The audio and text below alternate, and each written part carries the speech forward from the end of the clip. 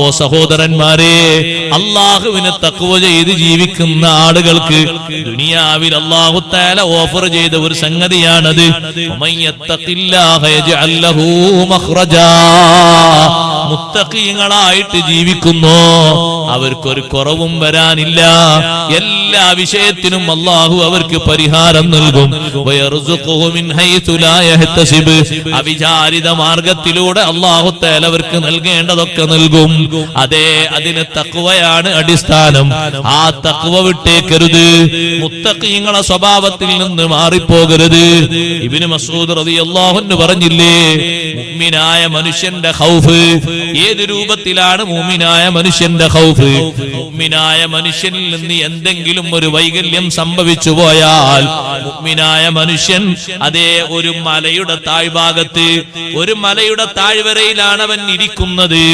ആ മലയുടെ മുകളിൽ ഒരു പാറക്കല്ല്, വീഴാൻ പറ്റുന്ന പരുവത്തിൽ ഒരു പാറക്കല്ലുണ്ട്. ആ പാറക്കല്ല് എന്റെ മേല് വീണേക്കുമോ എന്ന ഒരു പേടിയോടെ മലയുടെ അടിയിൽ കഴിയുന്നവനെ പോലെയാണ് മുഅ്മിനായ മനുഷ്യൻ അവന്റെ വൈകല്യത്തെ കാണുന്നത്.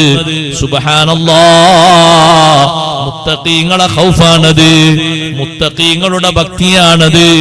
എന്തെങ്കിലും ഒരു വൈകല്യം സംഭവിച്ചു പോയാൽ അവരെ മനസ്സിലുള്ള പേടി, മുകളിൽ ഉള്ള പാറക്കല്ല് താഴെ വീണേക്കുമോ എന്ന പേടിയോടെ ഒരാൾ കഴിയുന്നത് പോലെയാണ് മുഅ്മിനായ മനുഷ്യൻ അവന്റെ ദുനൂബിനെ കാണുന്നത്. അതേ സമയത്ത് മുഅ്മിനല്ലാത്തവരോ, മൂക്കിന്റെ മേലെ ഒരു ഈച്ച വന്നിരിക്കുമ്പോ ആ ഈച്ചയെ തന്റെ വിരൽ കൊണ്ടൊന്ന് തട്ടിപ്പറത്തും പോലെയാണ്. അവന് ദോഷം ഒരു വിഷയമേ അല്ല, ഒരു വിഷയമേ അല്ല. അവന്റെ മനസ്സിൽ അതൊരു പ്രയാസമേ അല്ല. ഒരു ഈച്ചയെ കൈയിന്റെ വിരൽ കൊണ്ട് പറത്തിക്കും പോലെയാണ് വൈകല്യങ്ങൾ അവൻ കാണുന്നത്. മുഅ്മിനായ മനുഷ്യന്റെ ഖൗഫ്, മുത്തഖീങ്ങളുടെ ഖൗഫ് അങ്ങനെയാണ്.